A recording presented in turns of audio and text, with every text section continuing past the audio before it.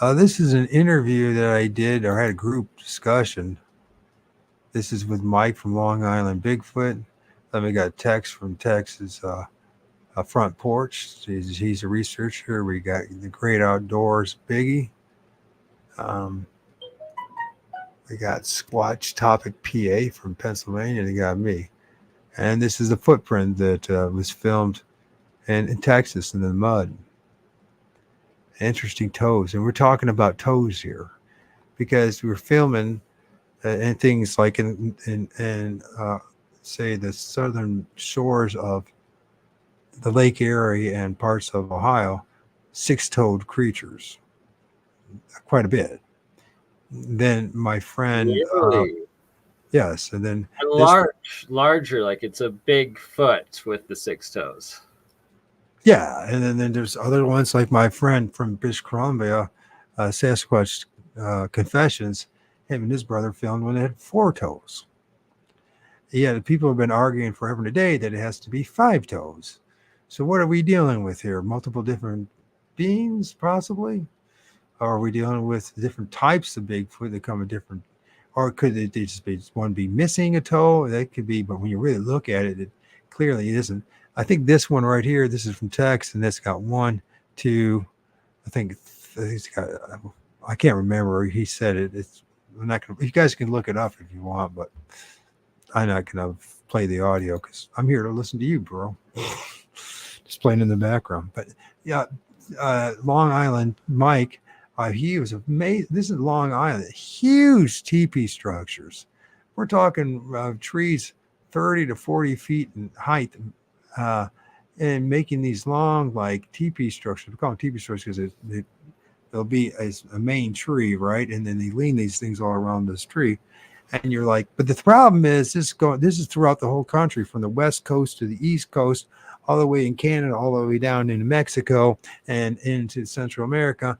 And you could say it's all human beings do it, but when you start looking at these places, you're like, a group of human beings has put that amount of time to make that what to do what to but for a hoax. It could be the government. I thought about that one time, but the more and more you look into it, in fact, you see it over and over again. You're like, nope, there's something else going on here. There's something else going on here.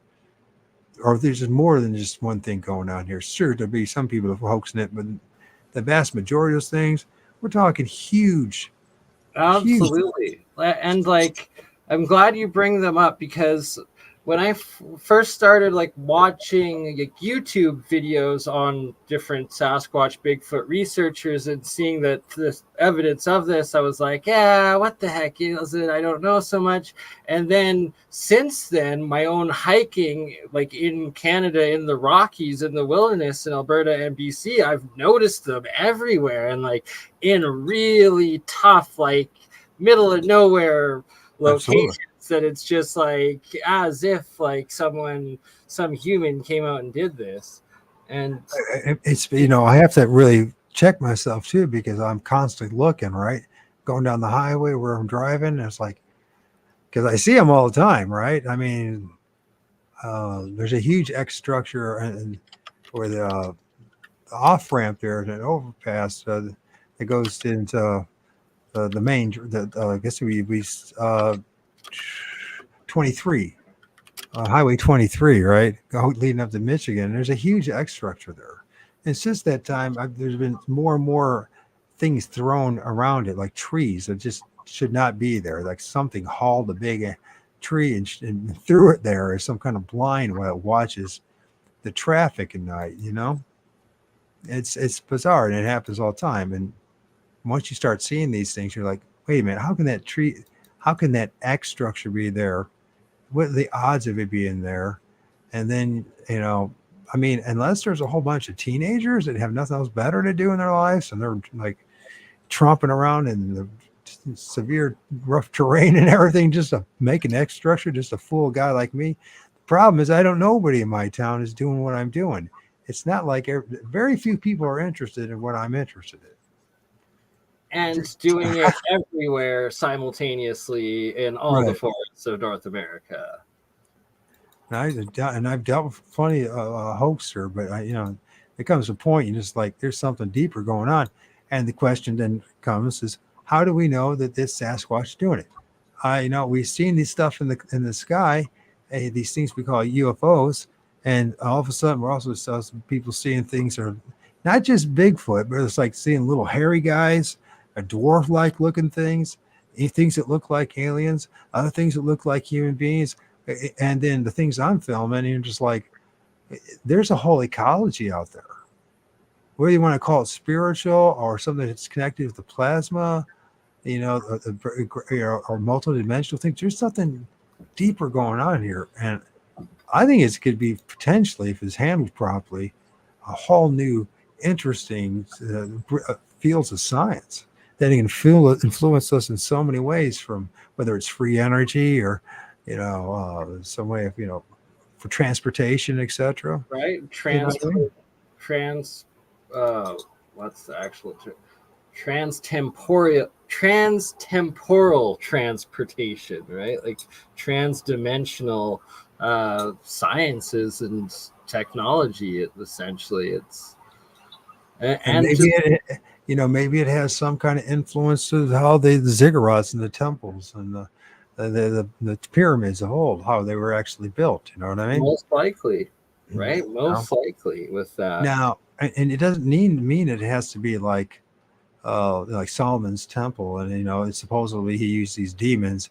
What if that's just a red herring? A major part of like the occult aspects of alchemy and the metaphysical alchemy, magic side of it, and when I first read it, like, and got exposed to it, I'm like, oh, what a bunch of like BS! Like, are you kidding me? This is a joke. But now, after several years of research and like my own life experiences, and then starting to understand the complexities of both the geometry of their spell casting systems, as well as like their the practice, the actual ritual, like what you're doing in order to cast the spell, the actions of it and stuff.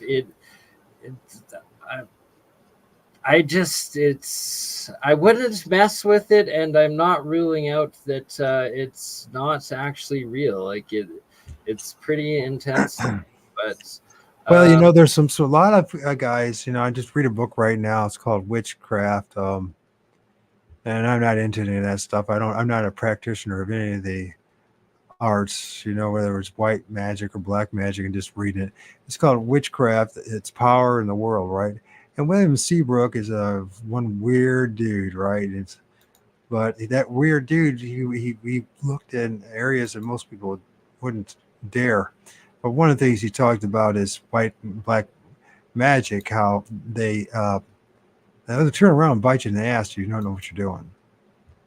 And just because whether you have good intentions or bad intentions, right? And basically what it comes down to. And there's something outside there that's just something that, he had a hard time believing that they're actually spirits, and I'm having a hard time as well at this point as well. It's all just these demons or spirits. What they're doing. There's a force. There's a power. You guys talk about who's that one guy with the Polish or accent, the engineer that's with you, the APEC. You guys get together and they made a time when they were talking about sentient plasma, and they get all excited about that, right? And then once the plasma, there's a couple of times we've brought it up. With APEC, trying to think of the Eastern European accent one. But yeah, no, I know exactly. He's from NASA, and he's always talking about that. He's bringing up books and he talks about this and hints about this. He calls it the super force. Oh, right. Romanian Sal Pius, 100%. Yeah. So what if that's what we're dealing with is the super force? We're dealing with some kind of energy that has a semblance or kind of is like some kind of sentient or, intelligent life form, but we just don't have a better way of describing it. You know what I mean? We don't know what we're really dealing with, is basically what I'm saying. but maybe our ancestors did know what this super force was and harnessed it. Absolutely. Right. And, I and fully agree with that. And that, like you're saying, drawing back to plasma and conscious plasma and all experiments I've done with these monoatomics that are supposedly a type of plasma, and the putting electricity in, which is essentially type of plasma, and that you got to realize like all your cells, your blood essentially is also plasma. So is this where this conscious life comes from? Is plasma itself in plasma state, and that these they're also simultaneously existing outside of our third dimension physical realm, could be higher, fourth, fifth, sixth, seven, who knows how high up they go, dimensions and of uh, planes of reality, and that they're very likely the fourth plane and dimension is of just plasma, that essentially that's what these beings could be. That's why there's these legend stories of like plasma dragons, jellyfish, and stuff like that up in the skies, or what you see in space. And my friend acquaintance, Brown Dwarf, just filmed this. He films it all the time. You call them jellyfish. That's exactly what it looks like. It looks like jellyfish up in the sky with tentacles. And when you zoom in on it, you realize they're not balloons. He's filming this stuff. do you mind? Do you want to? Are you able to bring up the video of that by chance? Or Yeah. What do I do? Are you mine or yours? You're gonna bring up one, right? Well, if you wanted to bring up that one specifically on yours, I've got on mine. I've got the plasma orbs of Headley, BC up. Right. Now remind me again how to. Do I just On solo layout? How's that?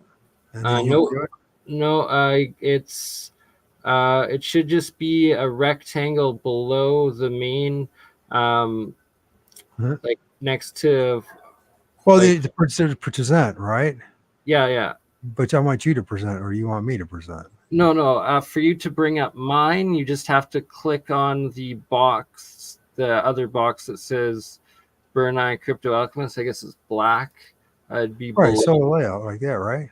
Not, wouldn't be solo. No, that's just me. Okay, what am I doing wrong here? Uh, Below the main screen, there's a bunch of rectangles, like of your camera, my camera, my I've done this second. before. Believe it or not, I've done this before. It says, stop screen, no. Sides, extra camera. Oh no, it's not in those options. It's above that. It's in your box, right? It's in between the very bottom with the where you're clicking present and the main StreamYard like screen. There's a bunch of other little tiny rectangles of how to present, or how the layout is. It's in the Uh-huh. layout options. Is this what you want, or this what you want? Yeah, keep going with those, and then you just have to click on or you stop sharing, and then mine will pop up, I guess.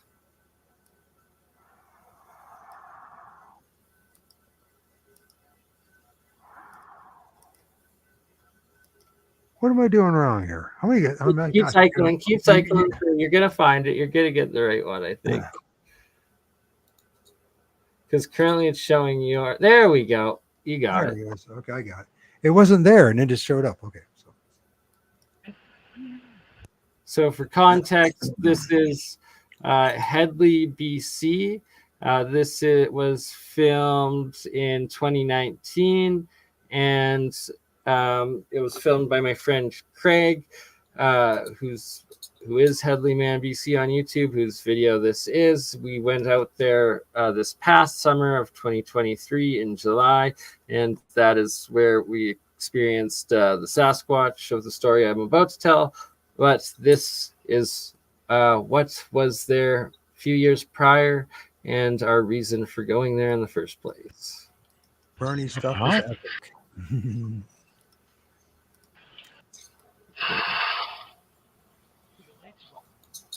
Oh, okay. That's not a. That's in the air, man. So it's Telling you, I Craig watched and his last night. We were 90-year-old there, and we neighbor saw a light talking. flash down. It was going around the top, searching shit. See it moving? And fuck it, I just seen 8 little red orbs come up and around it. And I like with this, it's a ship, man. If you can get Robert, that's some good stuff. Okay. God.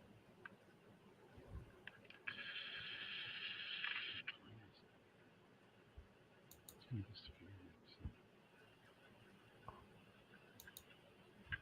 Jeez.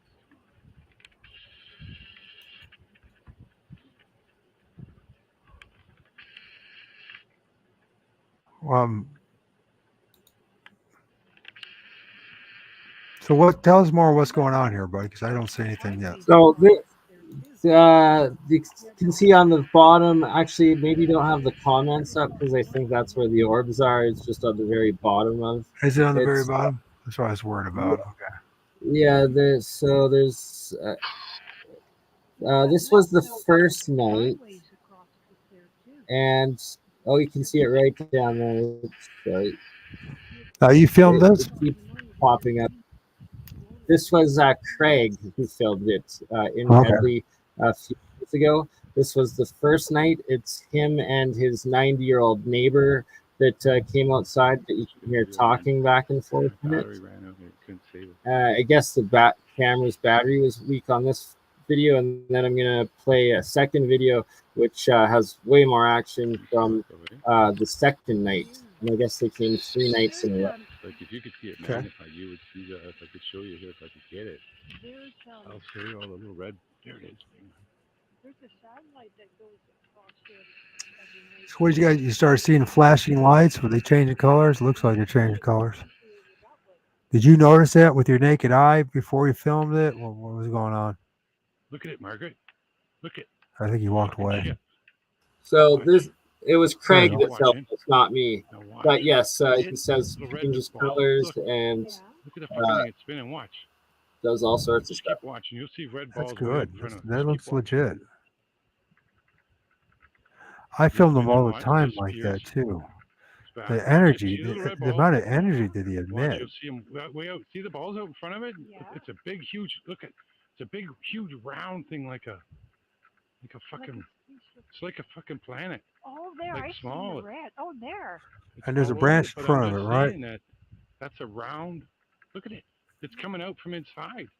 Look at that's an orb. Like it's like the power's on the inside of a round planet, but it's right above us. Now, is this Margaret, above it's the not even a trees? Is it above kilometer the forest? away. What is It was it? This Just is on branches? down top on the of mountain a last night. giant Can you mountain. believe that? On the very top of the mountain is where they filmed this. Oh, come on, look And at it, there's, man. looks like there's trees as well, right? It's right above trees, yes. Which I film a lot. There's another association I find with trees, orbs.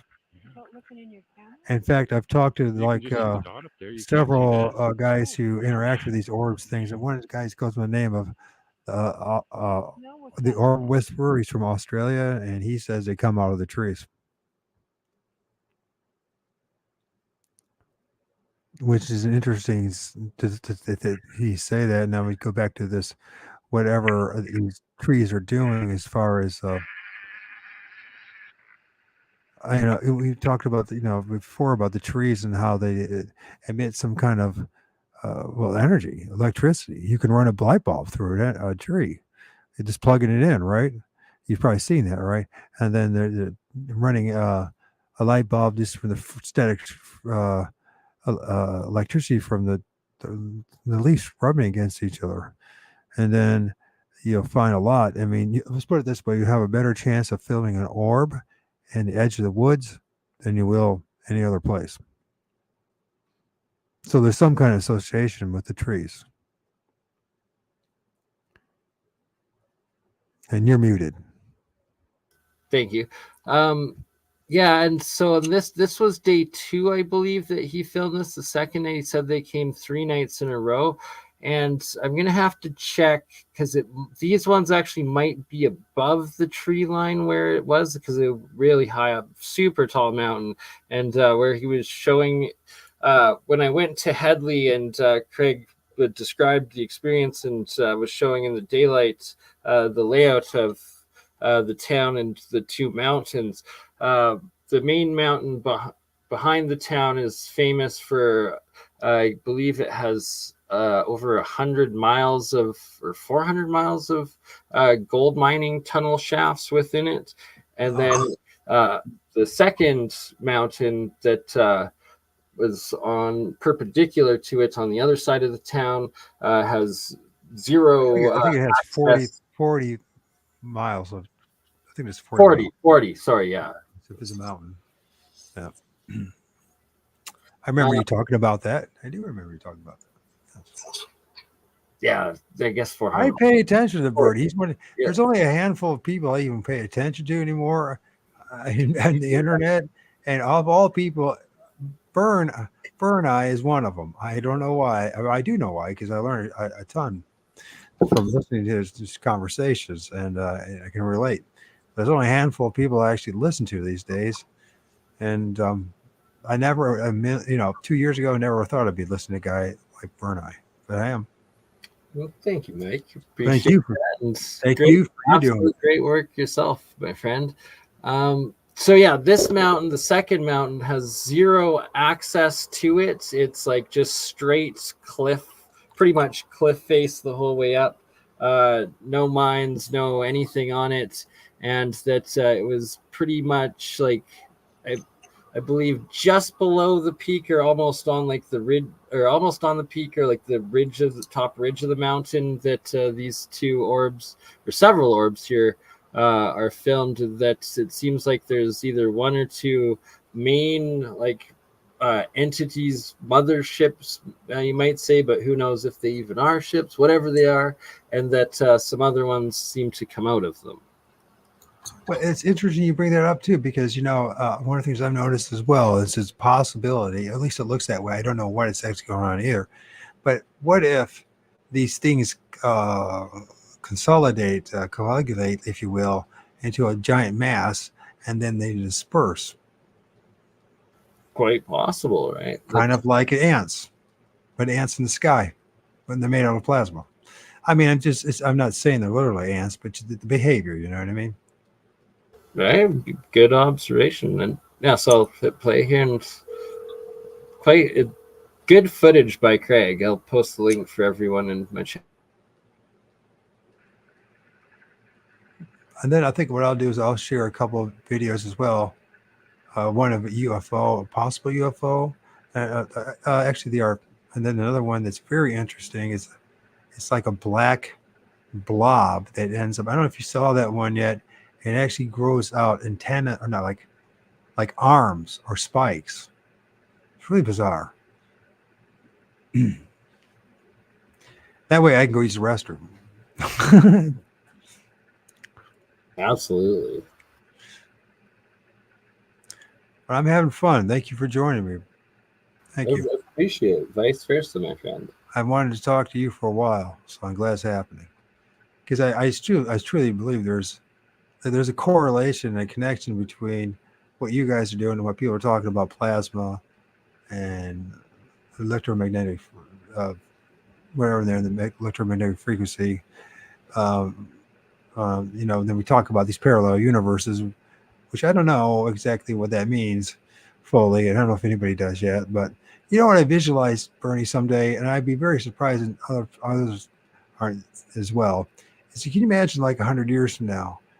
Like right now, we're staring at our computer screens, but in 100 years, what we're doing with these computer screens, we'll be looking into different parallel universes.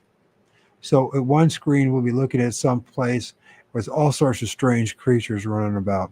In another place, it might be something that's very human-like, right? And totally different type of culture, society, of different modes of transportation, and different rites and rituals. I can just see it. I can see it happening. Once we could crack the code, you know what I mean? or codes. Absolutely. Sorry, one moment, Mike, just on the phone.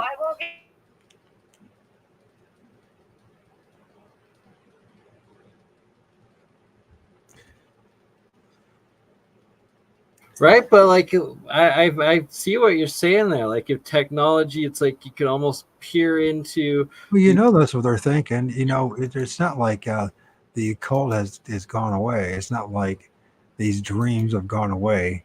You know what I mean? Not only of eternal life and eternal youth, but more importantly, that that we might actually understand the things that we're seeing and witnessing, right? And then maybe even interact with them. And if astral projected and out of body experiences are real, and these stories are real, which I can't say if they are or not. I mean, but if they are, and people are saying they're seeing, like Bob Monroe and the Monroe Institute and the University of Virginia, they're researching near-death experiences and out-of-body experiences. A lot of them seem like they're hallucinations, and there are like things that the things that they, what necessarily is a hallucination? For all we yeah, know, that's a good question. could also just be an experience that is out of body or metaphysical. Now, here's the thing: the guys like Monroe, who know that's not are with us, but they talk about when they astral project and go into in these other realms, that they see different types of entities and beings, different types of cultures. Like they'll be hanging out and maybe it's all human, right? Like humans, and they're living differently. You know what I mean? The homes are different. What they eat is different. I just wondered if there's a possibility. I mean, when you look at Hollywood, we look at the movies that we make now. What are we doing? It's not only just make believe, but we're kind of creating a new realities, right? New worlds. What if once we crack the code, we're actually be watching? I mean, if I were them, if I were in their position, I would be one of my dreams to be able to simultaneously be in different realities or different Right. universes. You know what I mean? Yeah, existing your conscious and physical being simultaneously existing in multiple time spaces simultaneously, right? That's quantum existence slash essentially demigod or god dimensional existence. Pretty much, And but I think, I mean, it there's might. stories of us doing it in the past. If people that do, astral project stuff like that for lucid dream, for all we know, that is quantum existence essentially. Right. I mean, and as far as the demigod thing or being a godlike, I mean, today we might call it that, but tomorrow it'd be just like where you and I are now, just talking via the internet and through, you know what I mean, through StreamYard and YouTube. It's just different platforms in which we're sharing our individual realities together, right? But in the future, we'll actually be literally doing it and holding different universes or worlds. And isn't that the ultimate in dream? I mean, wouldn't that be awesome? I think that'd be awesome. Oh, And sure. I Higher dimensional beings, and that the legends of around the world that we used to be there, and what's to say that we don't have that potential within us right now, and that there aren't being humans amongst us that are experiencing and living exactly that. yeah, I mean, if it can be done, this is how I see it, Bernie, is that if I thought of it, somebody already has, right? There's not original thought I've ever had, right?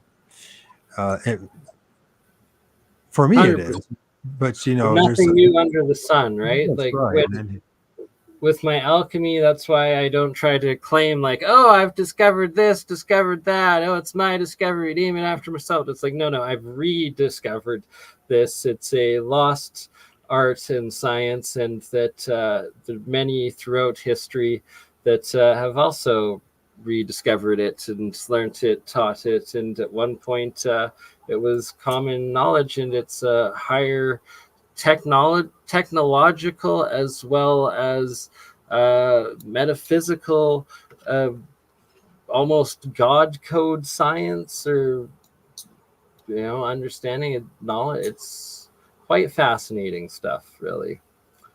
Yeah. Alchemy seems to be the missing, hidden, both history as well as um, greater knowledge, understanding, universal understanding, teaching of Uh-huh.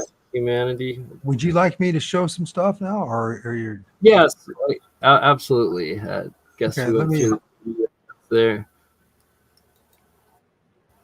and you guys could listen to some of this. I think. I don't know. I don't know if the audio. But just some good stuff. So the first one is UFO number 3. I think I've totally spelled that wrong. It's supposed to be reverses, and I put reserves.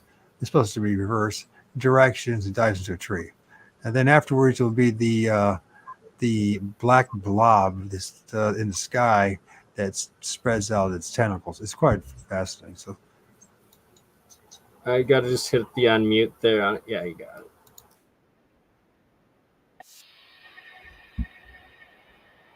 and I have to use the restroom. See you in a minute.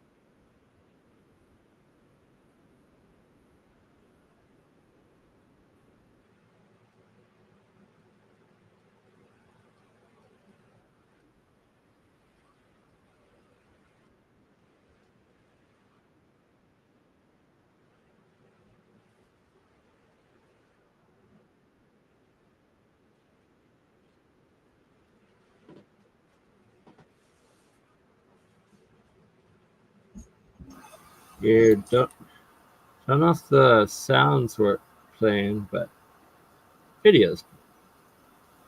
Sound better? Doesn't. I don't think the sound's actually going through for some reason.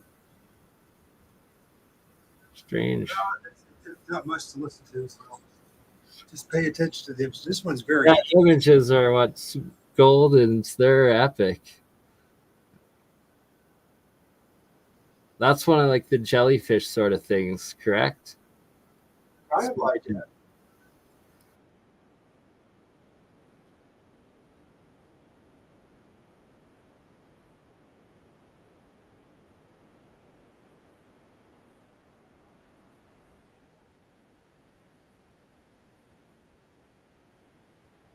I'm going to sneak a cigarette while you're watching. Fair enough. I'm gonna do the same, and then when we get back, I will finally go through my Headley Sasquatch experience.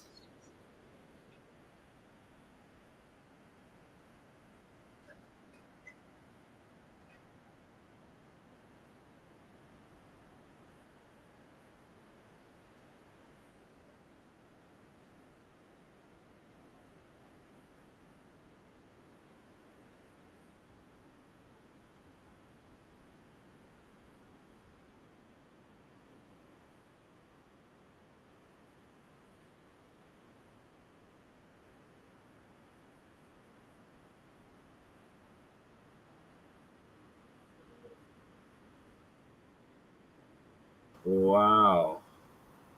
I see what you're saying about the tentacle-like things coming out. That, wow.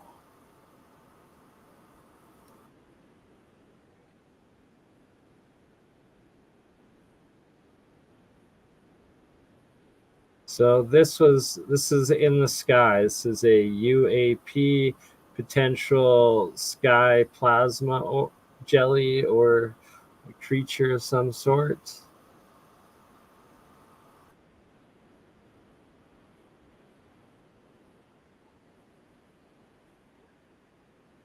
I believe it was either Mike or his friend, personal friend, one or the other that recorded this.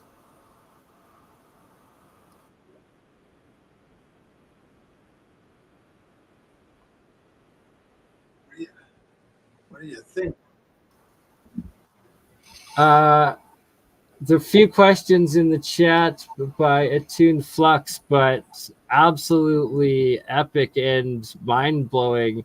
That's in the sky, recorded up in the sky. Absolutely. In Brazil. Oh, Brazil. Okay, so this what I thought you was guess it was a different video you're referring to. So this was not recorded by a friend of yours. That was just No, on. I know this is not from a friend of mine. That was from Brazil. That was I'd never seen that before. That's nuts. no, isn't it amazing? And it starts spreading out like that and into like tentacles, like our arms, spikes. And how Yeah, right? how did they go about doing that? What are we dealing with here? You know, because it doesn't seem like Plasma being for sure. If real, right? Like just something you might actually see in the sea, right? But instead, well, it's that's interesting you bring that up because even I know a lot of people suspect Jack Valet, but he does bring up some very interesting points. And one thing he brings up two things. He interviewed a couple in Northern California where they had a UFO encounter, and they described to him that it went through the trees. And the other one is in the numerous. This is have you seen this one before? This is from MUFON. And this is supposedly a UFO. What was bizarre about the whole thing is how small it is and low it is, and then it changes. Look at it morphs like that. Those things pop out. I don't know if we have technology like that. Maybe that. it's, So it's a that I guarantee is gotta be a drone. Like looking because that video is several years old, correct? yes. I Yeah, think so I remember seeing it back in the day and being like, I don't know about that, but like rewatching it now, that's clearly like but how uh did those things pop out? Now watch what happens. Now, like, some people say CGI, but I don't know about that one. I mean, I know that they have software out there you could figure out real fast if it is CGI. But I know a lot of people just throw it out there without thinking about it or doing the homework. But when you look at this thing and the way it's look at those things pop out like that, and then but eventually it will just vanish. Watch what it does with the classic UFO where it shoots off, right? Now, do we have drone technology that can move as fast as because we're not as it carries on, we'll see the full thing as it watch. I think this is where it starts to take off. And the camera starts acting funny, and then boom, just like that, it just takes off. It disappears just like that. into warp sort of thing. Wow. So this might be more in line with what you guys are talking about, the crew that you're talking about, the APAC, right? So it's called. And so I wanted to show you. Yeah, I'm gonna. Thanks for sharing this. I find it very interesting, and definitely gonna bring it by some of the guys to check out because. So what are the things that they're popping out there? What are those things for? And what's the logic behind it? I don't see it actually. It seems a little bit more stabilized, but then then they go in, and then it just Interesting. and then it goes boom. Now that's okay? It could be CGI. Maybe it could be. Yeah, could be right. So that's a good point, though, of the new AI stuff. There's like programs that you can run videos through that detect and uh, whether they're fake or not. But that's a good project to do in this UFO community would be to start a database of doing that, and I guarantee there'll still be a large portion of videos that they find legitimate, and then be able to put more energy into figuring out what they are, and that verify at least that they're not AI or altered or fake image videos. Yeah, I mean, so they have the opportunity to do that. So that's, before we just go say that it is, fake or CGI or whatever, we need to examine the video a little more closely, right? Well, this is one of those.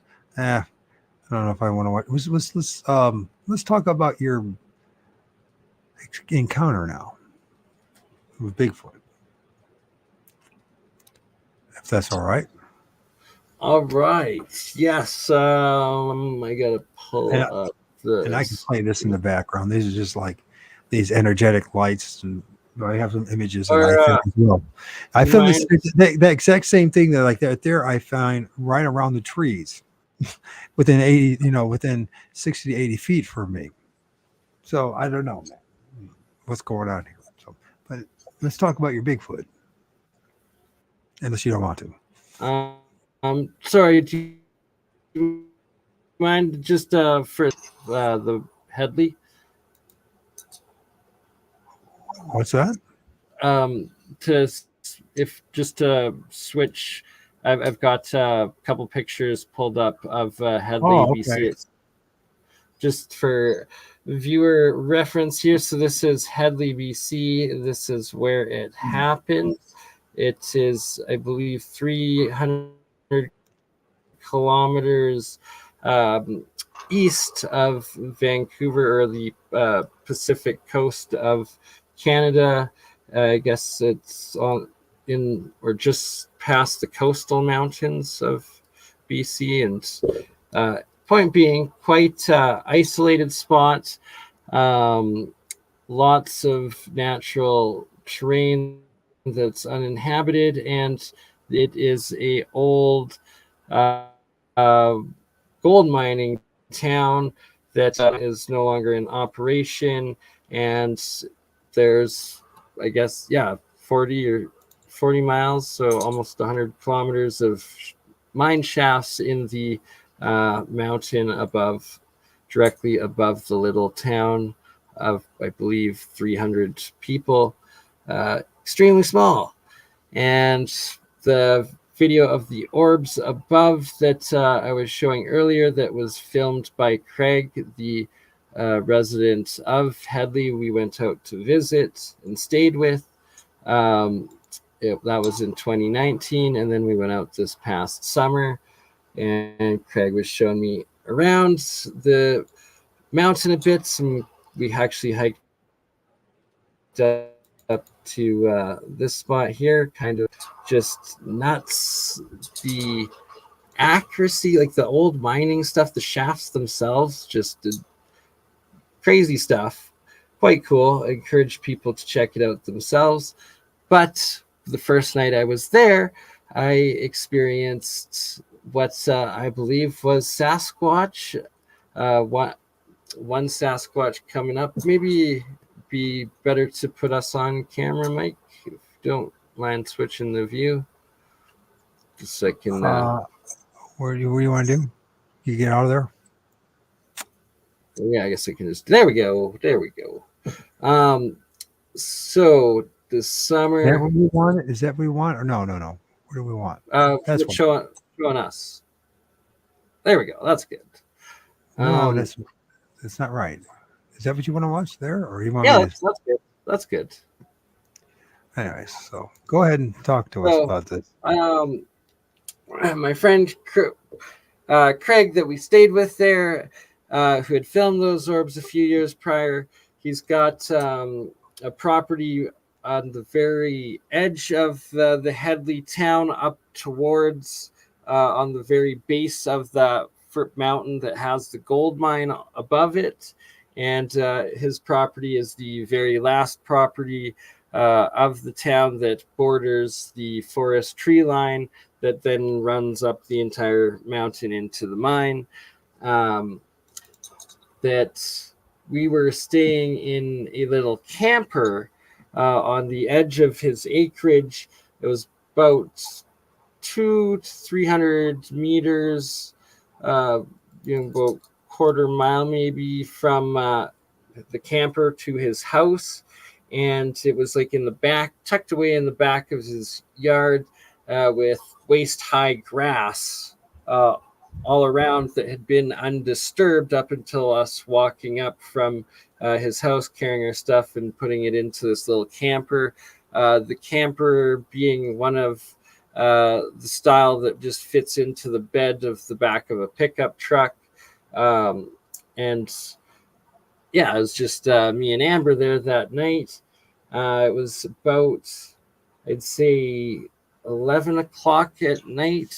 The sun had gone down for about half hour at that point. And in July, in the north, it's still quite light, quite late there.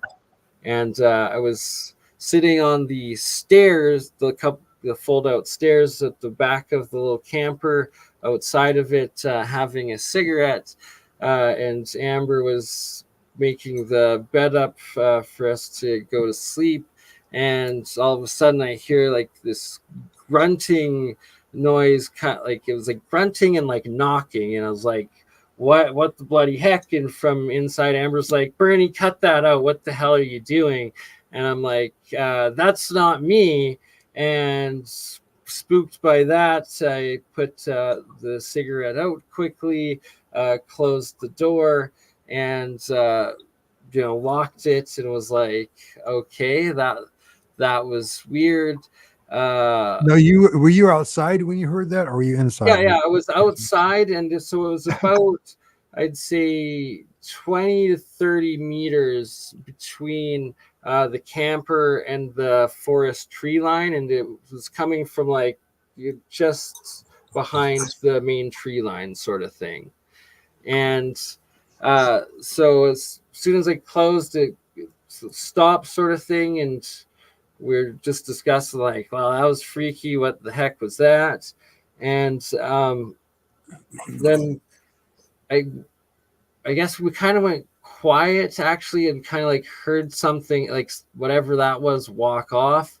And then we were just like talking, getting ready for bed. It was about, I'd say, 5 or 10 minutes later that we then hear this thing make its call. Like it's hard to describe the sound of the call that it made. It's something like in between like an elk's mating sound, an owl's call, and a cat, like a cougar, tiger, like kittens, like yeah sound sort of thing mixed together. Those three. So was it anything close to like the Sierra sounds? You heard of them?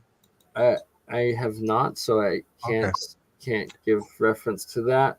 But it came from, and it's essentially this. It walked up from the tree line where we were to this area, essentially that was right below, so where the trees incline ends, and then the straight cliff face up of the mountain cliff face up to the mine shafts was. So it's like it was the center of the mountain. It was like this perfect echo that it bounced off of the other mountain that's parallel there and went off sort of like into the valley. If that makes sense, like it positioned itself in this perfect acoustic area in the canyon and the mountains to echo its call off. And it did like 3 calls. And Amber will testify to this exact same experience, that about 5 seconds later, from like about 15, 20 kilometers, maybe miles, like the next township over, we hear this faint same sound call coming right back to it. So that there was essentially two of these things, and they called to each other, and that about another 15 minutes then passed from there. Amber had fallen asleep. I had been rather spooked, so I had barricaded the door shut, as it was like a really flimsy camper door that the lock was broken on it, didn't even lock. So I was like putting a couple tables and chairs up to it, and Amber had found me a couple of fireworks just in case, because we were kind of spooked together at that point. But she had fallen asleep, and then I was finally kind of calming down, and I hear something start walking up from this tree line again, and I hear it walk straight up to the little screen kitchen window in these campers that's like right behind the sink there before you go up into like the bed area. And that's about 8 feet. It was 8 feet up that this little screen window thing was, and that I hear this thing come up, animal, whatever it was, walk directly up and stop right at the screen and then start sniffing. And it was sniffing, and it was about, there like this little tiny screen and this little fabric blind between us. And I was just like absolutely terrified that I was about to get taken by this thing or something like that. All I could envision was it like bursting through this door, or like just grabbing through the screen window. So in the moment, I wish I had actually like just turned on my video camera and like opened up the blind and like tried to film whatever the heck was there sniffing at me. But instead I turned on the flashlight, and I had a bottle of cologne, and I put the flashlight and the cologne, sprayed the cologne, shining the flashlight behind the blind to like get rid of whatever the heck was there. And I just hear it like drop to the ground, and essentially like what sounded like it roll off and run off. And I then was like, what the heck? And like Amber had woken up and was like, what's going on? And just was like in shock sort of thing, and then calmed myself, but enough to go to sleep with her. And then in the morning, got up, went outside and checked, and sure enough, where before it was completely waist-high undisturbed grass, there were these giant footsteps from the tree line up into the window, and then what looked like about 7 or 8 feet of just flattened grass, like something large had laid down and like rolled, and then what looked like disturbed of something running off. And I wish I had taken a picture of that at least, and regret it that I had not. So, people want to claim I've made it all up. Go for it. That is what I experienced. Sticking to it. Don't know. I think it was Sasquatch. Sounds like it. So you found footprints, first of all. What did they look like? Did they have how many toes? That kind of stuff. It was dry, like it's extremely dried dirt, rock, and like on top of grass. So it wasn't like heavy detail. It was just big flattened things of grass, sort of thing. And okay, so no indents like into the dirt or the mud or anything. How close do you think they got to you when you were inside? It was literally it was. I'm pretty sure I sprayed it in the face, like hit it with the perfume cologne that going through the screen. Like it was right there. Like I How, could how many hear it people? How breathing. many people can actually say that? That's amazing. This, by the way, Like it's I an could amazing hear element it to the story. breathing. Oh, Oh, and you can top hear it it all breathing. off, when Amber woke up right after that had happened, and I had just sprayed a bunch of cologne. She's like, "Oh," she's like, "Why all the cologne?" And she's like, "You fucking reek! Like, why do you stink so horrible? You've never smelt this bad before." Like saying that over the cologne, and then like I'm like the next morning, I'm like, I don't smell like BO or stink that bad. And then like in retrospect, it's like, was that her smelling the stench of supposedly these things stench so bad? And like Oh, they do. That last one I filmed, it stunk so bad it smelled like a cross between a rotting corpse and a wet dog, like they say. yeah, like she's to this day says, and now she's starting to say it like in what she's says of that it may probably wasn't me that she was smelling, and that it in retrospect was probably that, but states that she had never smelt me or around me so wretched before in her life or to this day. It was the most wretched scent she has ever experienced. Universal. It's a universal saying. Everyone says, and that's I had that same experience. This one right here, which is the last one I filmed back in May 15th of this year, that's it's literally smelled like the rotting corpse of a large deer or a cow or something. It smelled that bad. And then that black figure you guys are looking at, that's not a log and that's not a stump. That's a Sasquatch. Actually, it's more than one. There's one, a smaller one on top of it. But anyways, so the other thing is, it was really close. You sprayed it with some cologne. This is brilliant. I mean, this is a brilliant story. Now, one of the things is you talked about that it sounded like it rolled away. Yeah, It like rolled away into, and then it rolled away into the forest, right, or to a ravine, or what? yeah, but it rolled from where it dropped from the window, and then there was like this big shrub about 10 feet away, like from the front of the truck in the camper, that it like rolled to, like all the grass was flat, and then you could see that there's like a trail of something that had ran off.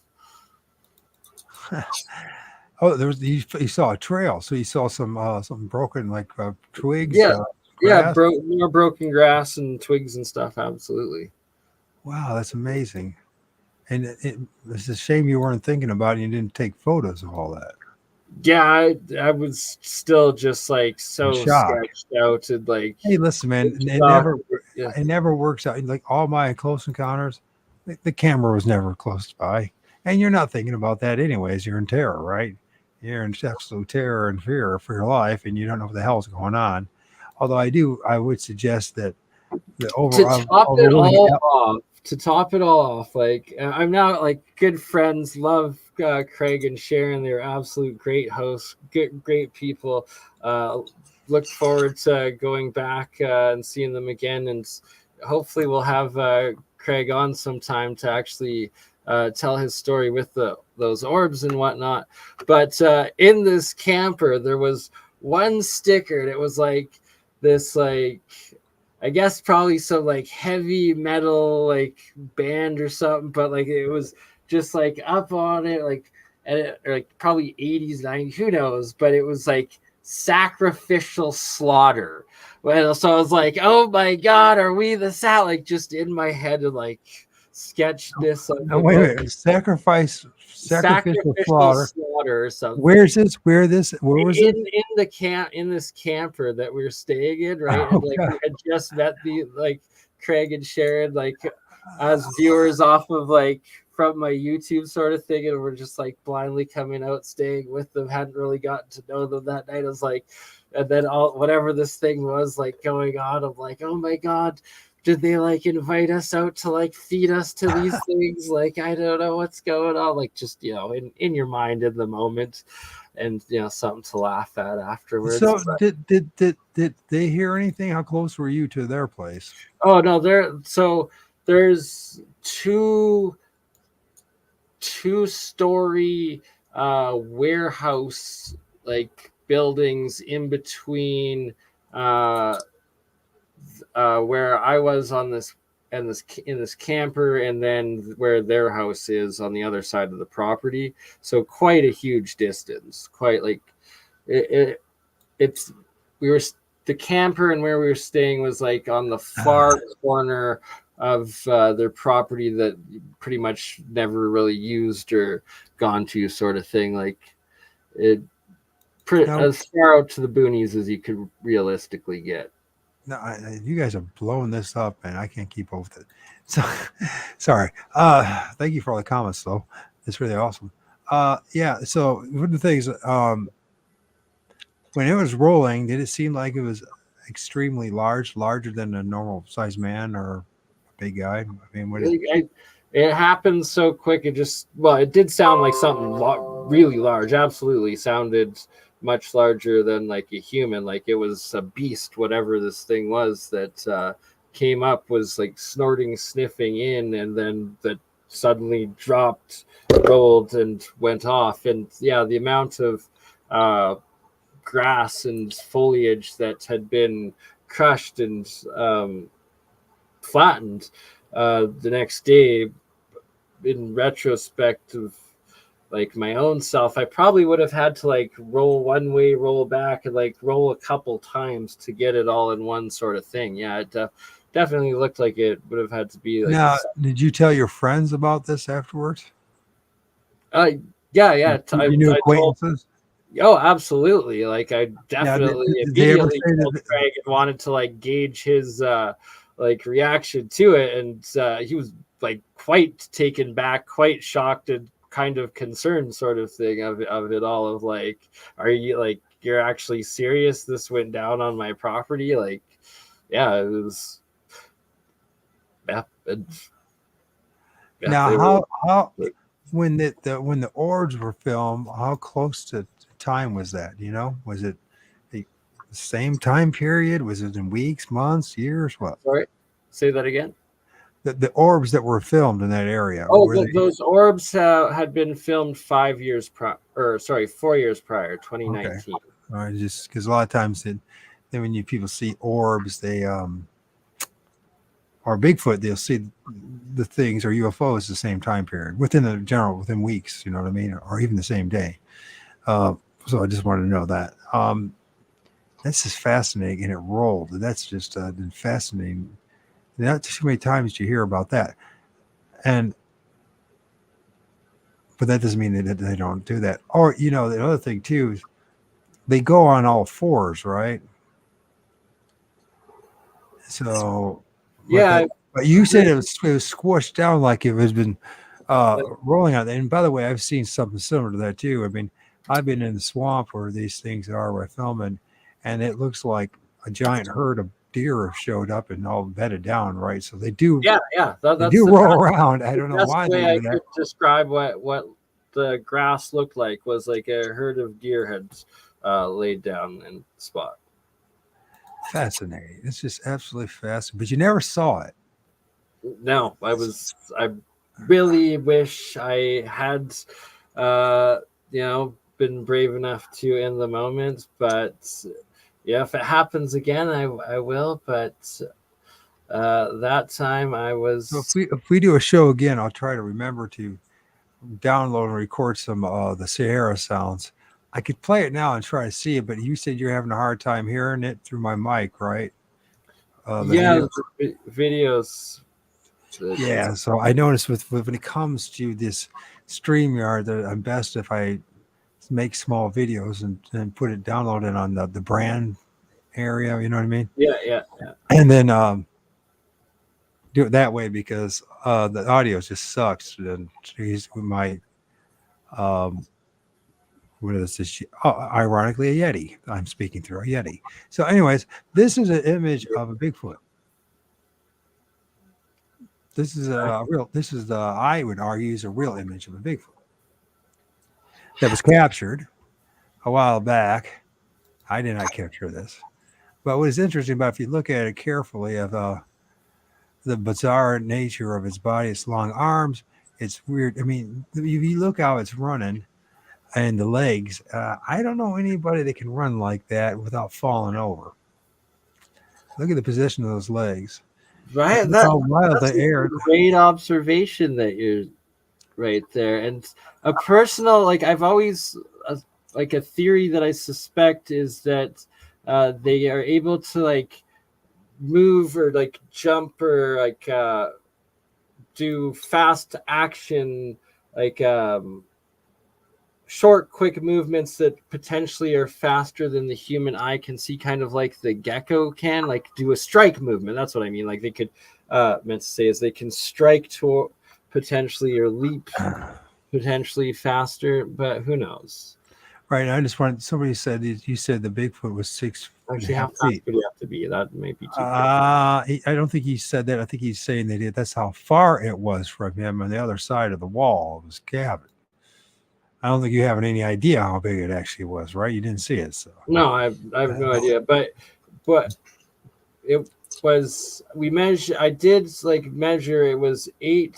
The base of the screen window was 8 feet to the ground, and whatever had come up, I was hearing it literally half an inch away from the screen, like at the screen. Now you said that you heard breathing too, yes, right? yes, like it was straight. That's fascinating. So we're talking about 8 feet high.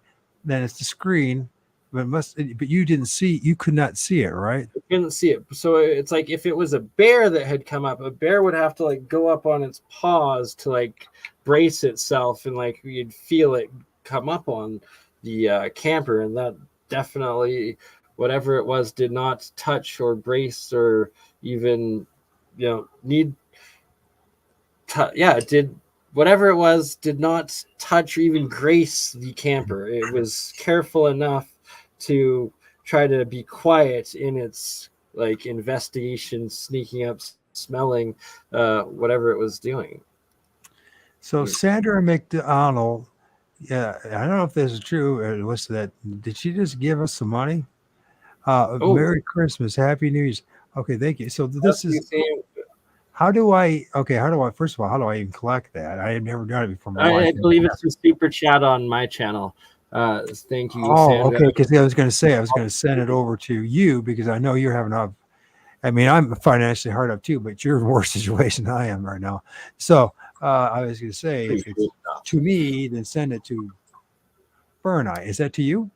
Yeah, it's to me. All right. Thank you, Sandra. Thank you so much. You know, you didn't send to me. Thank you for doing it, for sending him, because I know that Burn Eye needs it. So, and my situation has slightly changed. Hopefully, it's keeps going. But I had a few days of work this week. Got called back to this, I guess, the beverage company that I'm doing the packaging labeling for. Only 3 days of work, got the next 2 off, but then hopefully Monday it's full work of week, at least a few days again, but part-time work's better than no work. So yeah, that's something. Just enough to get by right now. Huh?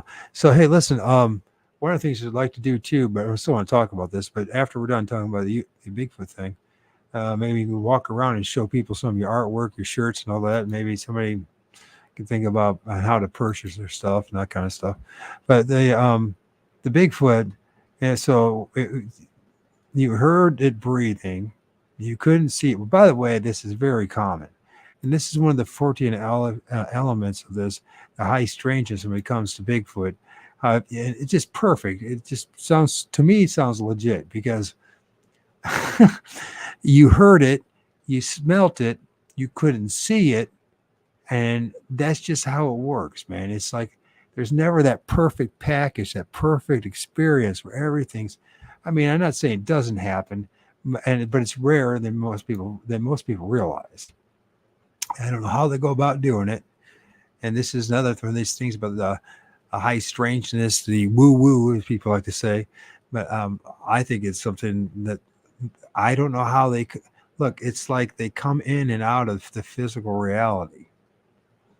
And I don't understand why it, of all things, needed to roll. None of it makes any sense. Now, this is supposed to be this extremely intelligent creature and being, right? And how many times have you heard, or at least me, how many times have I heard reports where it just walked out in the middle of the road where someone was going 55 miles an hour or greater or whatever it was. And it just walks like a dumb opossum. And I'm thinking to myself, this is not the signs of this really brilliantly intelligent creature. I'm not saying it's not. What I'm saying, a better way of saying this is, it's not trying to hide. If it was really trying to hide from humans and the cars, it wouldn't just walk out in the middle of the road and get itself whacked. I'm not saying it hasn't happened, but it just doesn't make much sense, you know? And the other thing is, and here it is, and it's massive, it's big. You are there, some places you're not familiar with. Now, there's a possibility that the guy that was there pulled a crank on a joke on it. Could have been, but I doubt it. I don't know what kind of mileage he's going to get out of it, but some people get into that, and maybe he's, you know, I doubt it. And the perfect scenario on the edge of the woods, perfect place. You're going to have a better chance having an encounter. I swear to God, if you're on the edge of the woods than you're actually in the woods. All right. Okay. And that's one thing. You say that there's some kind of valley. You said there's kind of a ravine, a valley, something like that. Was there water behind there? Any chance? Yeah. So there was a dry creek bed that it seemed to keep to and walk along, and that's what it had walked up on. That's Always what it walked back to. Yes. And I think that's what it used to go up to make when it did the call to the other one and went up a bit of the mountain. That it walked. Now, when you were the screening, you shot that was it Cologne? Was it Cologne? Yeah. And but you couldn't see it. I mean, no, there was. How close do you think it was? How close do you think it was, or to the screen? Oh, it sounded like it was like within like inches at most. Like it was right there, and like all I could envision was this thing like deciding just to like go through and grab me. Because you don't seem to be the type of guy who spends a lot of time listening to. If you don't even know what the Sierra sounds are, you're not a dude that spends much time studying Bigfoot, are you? Not really. Like I mean, do you spend much time like listening to people's encounters and that kind of stuff? You listen to the like howtohunt.com, which is in your neighborhood, to Steve. But the howtohunt.com is a good one. Oh, you guys go check him out. He's got a couple of 100,000 followers now. And what he does is he reads people's emails, and he'll email him in his encounters. And sometimes they're hoaxes, and sometimes they're just recycled old stories. And a lot of people, what they do is that they regurgitate the things you hear on the internet. You did not do that. You did not. You shared the things that you shared. No, the average person wouldn't know anything about Sasquatch unless they had that experience. Because most people would say something completely different, that I shot Cologne out the screen and the thing was only feet away, but I couldn't see it. Only someone who's experienced with Bigfoot would even know that that's something that could happen. In my book, now I'm just saying, I'm giving you some kudos. This is what I'm doing. I'm giving you, like, I'm believing you. I'm believing your encounter. And I cannot explain to you, anybody, how they do it, how they can project themselves, if you will, or have some kind of like, how can they be like, how can you hear them breathing literally almost on top of you, and you look and they're not there, but you can hear it. I don't know how that happens, unless we're dealing with something that's paraphysical, ultra-dimensional, or ultra-terrestrial, and that Sasquatch is nothing that people think it is, and that maybe the First Nations people were telling us the truth all along about what these things are, which is they blur the line between the spiritual and the physical. Very good point. I mean, for you to say what you just said, and the giveaway for me is that you didn't know what the Sierra sounds are, which is Ron Moore at Moorhead, and everybody check it out. Just look up the Sierra sounds, and you'll find endless vocalizations of what's going on in California and other places in the West. All right, these sounds. And so you didn't know that. So, and I doubt that you would just make that up. You don't seem to, that's the reason why I talk to you. You seem like an honest dude. Appreciate it and try Yeah. to be, right? Like, Yeah. And I appreciate it too that you are an honest person because at times it's hard to find one. It's, um, it really is. I hate saying that, but a lot of people don't have a problem just making up stuff just for attention or whatever. You know what I mean? And so thank you for sharing that. The other thing that I find very fascinating is the rolling thing. And that's something that very few people would even think about saying, yet it happens. yeah, I Most people say, "Oh, it just ran away," and that's what they would say. You said that it rolled. it dropped, rolled, then to this bush, then got up and ran, booked it, sort of thing. Uh, I suspect. Well, it sounded like it. It sounded like it was In rolling. retrospect, I'm thinking, and it's like I don't think I heard it. Like I heard it get up, but I don't know if it. There was like this awkward, like silence, like moment that it might have just been there at that bush before it went. Now that I'm replaying it in my mind. So there's a delay from the roll to when they finally The, took off the into roll, and then you hear it get up, and then there was just like nothing, like a pause, and then it's like it went. and they do that quite a bit. A lot of times, what they'll do is before they finally make their move to take off, they'll look back. Now, at the time when you heard that it roll to the time it took off, did you say everything was closed up so you could still hear it through the cabin, Yeah. or did you have Yeah, windows open, or did you have? All the windows were open where it's just screen, and then when there was the original grunting, I made sure that we went to like every window and like blocked the view of every window up, so like you couldn't see in to the camper at all. But like every window was wide open, like just screen because Well, it was so hot. I don't know exactly in the end of the day what his intents were, but I would put my money on it that they was not planning on doing anything to you except checking you out. Just to let you know. And so Right, like that, and that's what I'm saying. Like in retrospect, like I wish I had like looked at, like gone through the blind and like tried to film it, take pictures. I don't up. care who you are and how many times you have these encounters or experience, you ain't never ready for it. You aren't ready for it because they're not waiting for you to do a family portrait. And when it happens, it's just like they have some kind of sixth sense. It's okay. People talk about familiar or generational spirits. And we'll just say there's something like that. Okay. Whether you believe it or not, we'll just say maybe there's some way of telepathic type of communication in which they know your thoughts and your actions and what you're up to beforehand. Let's just bring that up. It seems like there's a possibility from my research. And they already know what you're up to, what you're thinking. Animals and intelligence in nature, that seems to be the case. So I doubt that they felt any threat to you and your girlfriend when they showed up. I think it was making its presence known, and I think it was more inclined just to investigate you like it does to so many other people. There's countless reports of people seeing them looking through their windows or hearing them, and yet the people will run out. I've done it myself, and ain't nothing there. There's nothing there, but I know damn well I heard something, right? And there's no way you're going to convince me I didn't hear something. And I was imagining it, and it's not a uniquely Michael Adam thing or yours. It happens in a whole bunch. So for you to bring that up too is just fascinating because, that's the reason why I want to talk to you about this stuff, because you seem to be a guy who's all over the place as far as your interests. And you don't seem like the type of dude who spends, although you have your little woo thing on Wednesdays.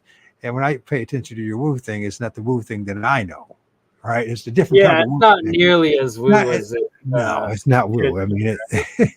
I mean, it's actually pretty mild. It's pretty mild, yeah. But you have some interesting characters that join you. But I definitely recommend people doing it.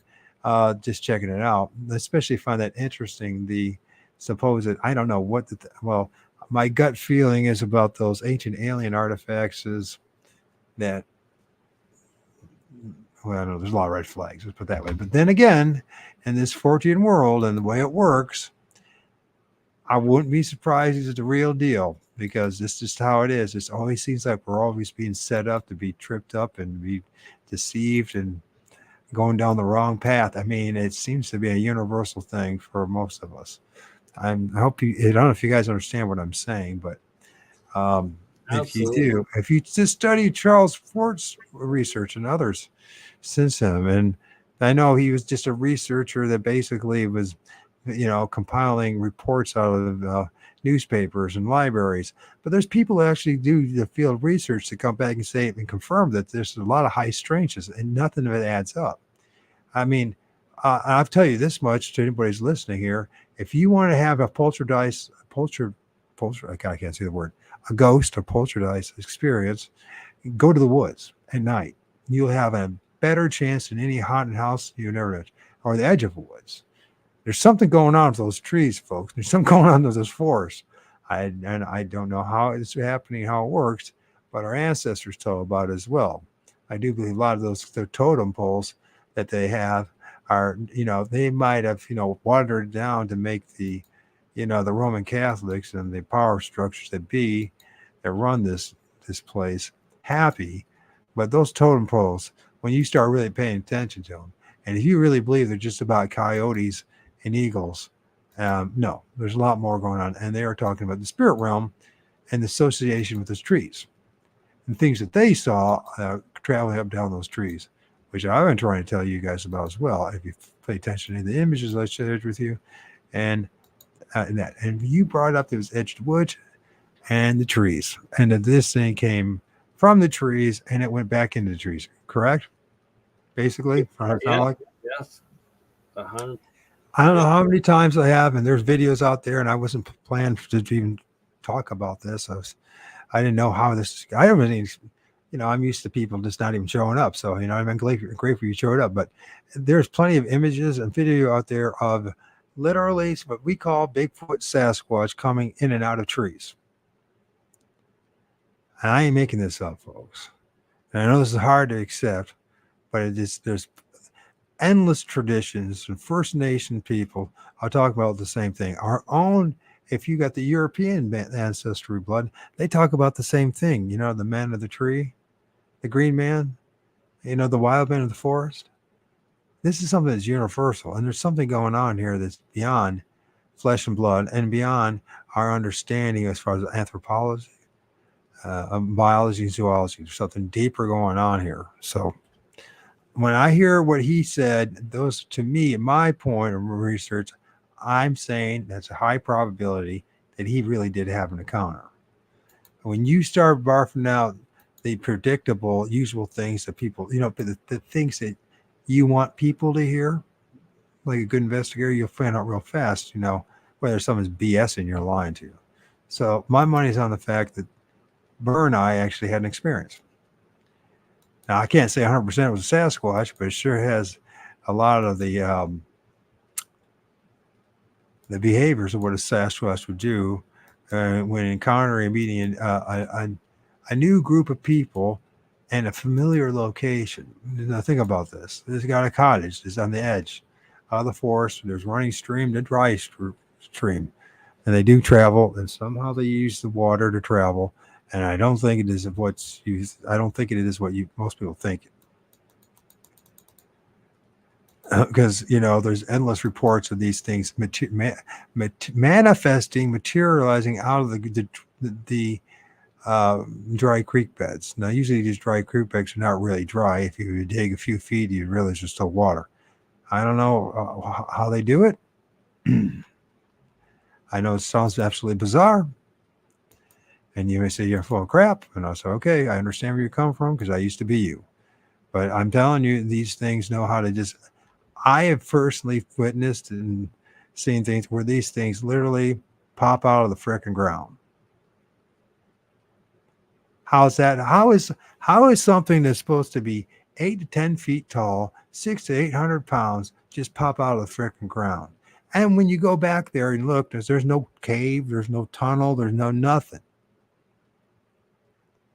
And they just pop out of the freaking ground. We got images and we got video of them popping out of trees. We have tradition after tradition of them doing that. What are these things that we call Sasquatch? And what is their connection with these orbs and these UFOs? I'm not asking you to believe it, or I mean, take it or leave it. It's up to you. You know what I mean? But those of us who are doing this research know that there's something going on. I don't have the answers. And it's like most people, we don't have the answers. We can't explain why this happened. Nor am I a superstitious person. Nor am I one of these persons that you know, there have been times in my life, especially when I first started having my encounters with these, that I became pretty superstitious, but I became level-headed again, right? Through time and experience. There's something going on. I don't know. Maybe if you guys have any answers out there in the audience, how they managed to materialize out of the ground, go through trees, pop out of trees, show up at somebody's cottage. The guy sprays freaking cologne at them. He hears their breathing, but can't see it. How did they just show up? You can't even see them. Now, they talk about cloaking, but I think that's a misdirection, because I think they actually disappear or somehow they dematerialize.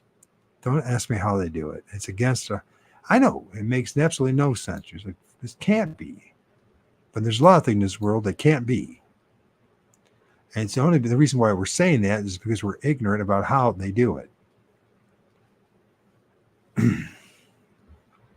Sorry about being all preachy about stuff, but I mean, when I hear that stuff, I'm just like, those are like my antenna go ding, ding, ding. I'm hearing somebody that probably had an experience.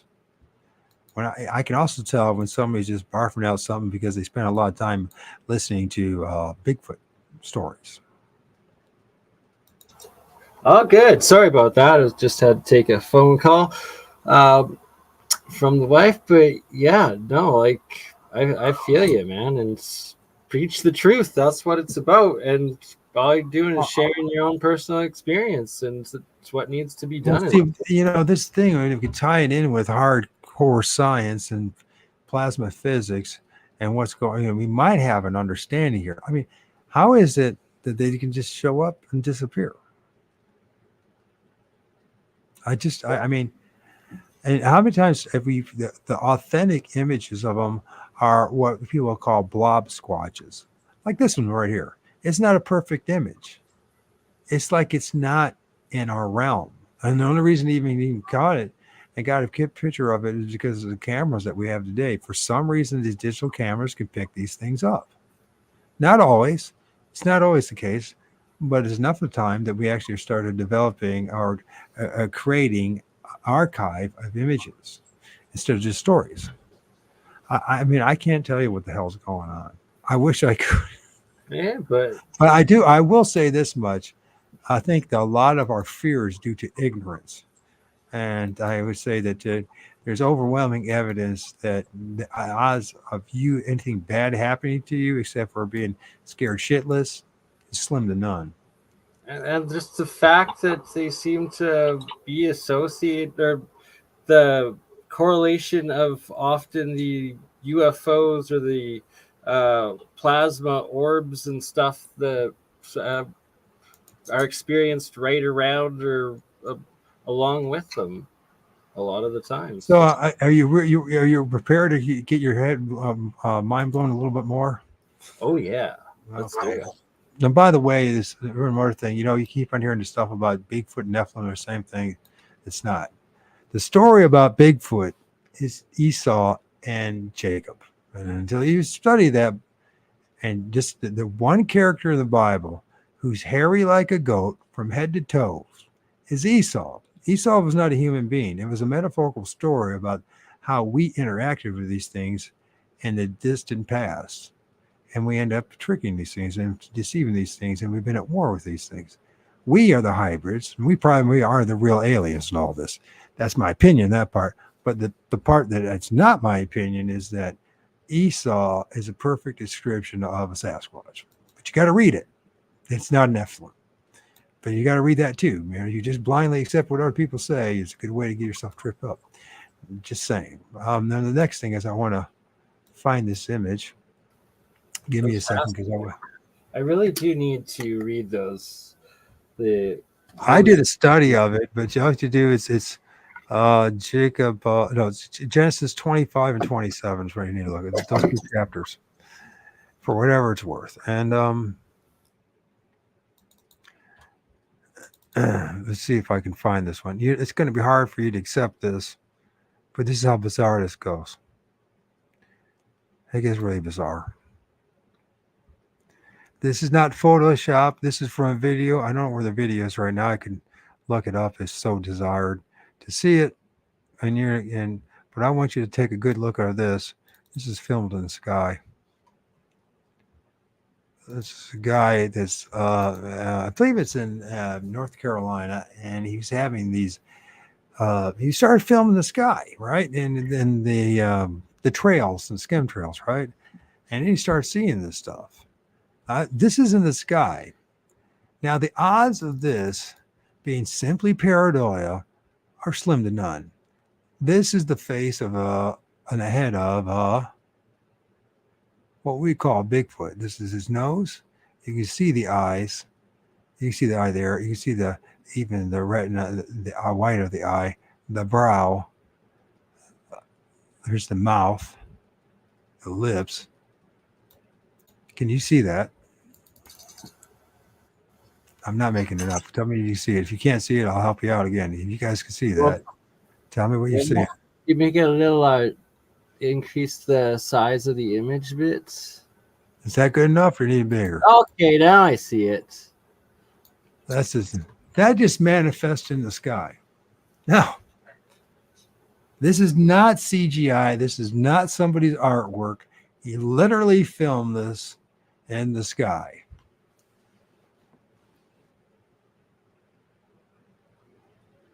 It's up to you if you want to believe it or not. But I will whatever it takes to prove to you that I'm not lying to you. Whatever you need, a lie detector test or whatever, that thing manifested in the sky.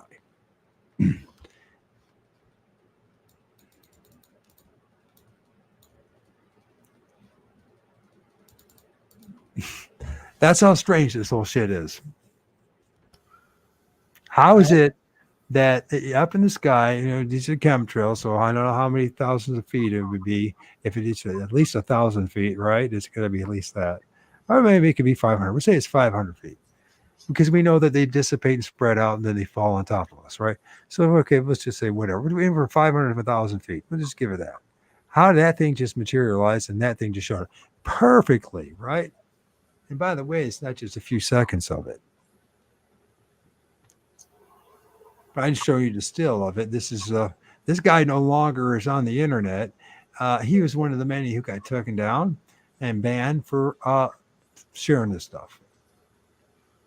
Well, look, there's the kingdom in the sky, like the palace of the clouds. What are clouds? Is it like I suspect plasma, and then could it be another plasma plane, the entrance to the next realm or dimension potentially? I don't know. Your guess is as good as mine, but I do have a hunch that plasma has a big part in all of this. Maybe they're able to conjure up the images. What if that's the possibility that they use whoever they are, whether it's us or something or some other entity, has the ability to manipulate this plasma to give us a light show, to make us think that we're seeing something that's not there. Oh, definitely that possibility. Especially if it was in chemtrails, right? Like, could be programmable, could be doing tests, like trying out for the Project Bluebeam and putting holograms. You might be right about that. Maybe it's all just a show, right? And it's just and they're messing with us, and maybe they pay attention to what we're doing. Maybe they're able to even, if they have the skull that was it something skull technology. What do they call that again? Yeah, the voice of skull or whatever. Yeah, So what if that's what they're doing, and they're playing little games with it? That could be. I'm willing to entertain that at this point with everything I've gone through. I'm willing to entertain the fact that maybe they literally do have the technology to screw with their heads completely Yeah, right. and Like make at us this see point, things. And I don't doubt anything. Eric Hecker, I've interviewed a few times, and he's stated that he's experienced while working in South or Antarctica at the South Pole Station, potentially the equipment to do exactly that on a mass scale with their mass neutrino detector or something, but that it's essentially this faster than light, so like quantum entangled uh, giant array, so you could essentially broadcast to the world or whatever, and especially when you tie into like the energy fields that surrounds us, like we were talking about at the start, that Tesla was tapping into, and that potentially the trees do, um, that they could be and most likely are, from what I've read and what it seems, and the claims out there that from these satellites, and then the arrays on the ground. So just blasting it up and then reflecting it down, putting these mass signals and energy waves that are packaged information of thoughts and emotions upon us, that they're imprinting into our reality and into our minds. yeah, and this is where I brought up to you because I know that most of my Bigfoot researchers or fellow researchers would not be able to tolerate that question, but you would. You could entertain that, the It possibility, was right? actually brought up in a private discussion recently, that by a fellow podcasters, I guess, source that they supposedly works in the government, that they're broadcasting this third frequency through like electrical frequency, and that it somehow subdues the population, prevents like uh, riots or revolutions and stuff, keeping the people docile, and that I guess they've had to like put it on overdrive lately or something, was what I was told. Make of that what you will, but could be, and seem, not with, seems within possibility, or realistically, of what the hell's going on in this world. Well, they have a tendency to spend a lot of time mind control is one way or the other. This is the Vatican painting called The Last Judgment. You heard about it? Briefly, but it's been a while since I've seen it, and never really taken an in-depth look at it. But now that you bring it up, I can assure, like, you probably deciphered out of it that there's a vast amount of occult knowledge written within And it. and it turns out something that kind of looks like a Bigfoot. No thanks. And the dead center of it, right here, where there's supposed to be this cave. It's a very weird looking cave, by the way. But but anyways, right in the opening there, right? There's these two entities, and they have all these other spirits and beings and demigods and everything. For a amount of Oh, wow. that's what it is right there. And this feet, That definitely looks like a couple Sasquatch. so we're calling them Sasquatch, but what have they been calling all this time? They've been calling them like demons and the guardians of the underworld and hell and Hades, right? Dante's Inferno and all that nonsense, all right? But this is, I can't remember, when was this painted? When was The Last Judgment painted? when was it painted? 1549. So when did we? I know supposedly we didn't know anything about the New World until when?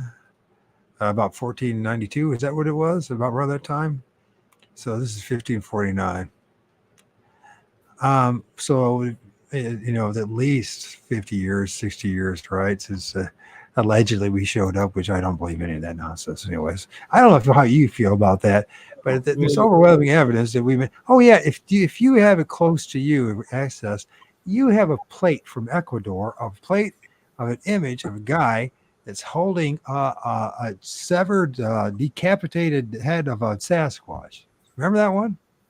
Oh yes, from the Crespi collection, 100%, right? Like that Yeah. one.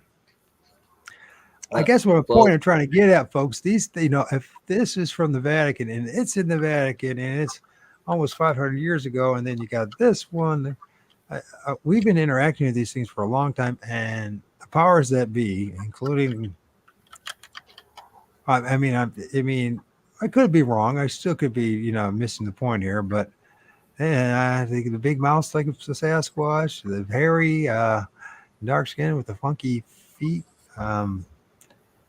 Yeah. I got a feeling at least there's a possible connection between this painting and others. And which one should I show? You got the skulls thing going on here.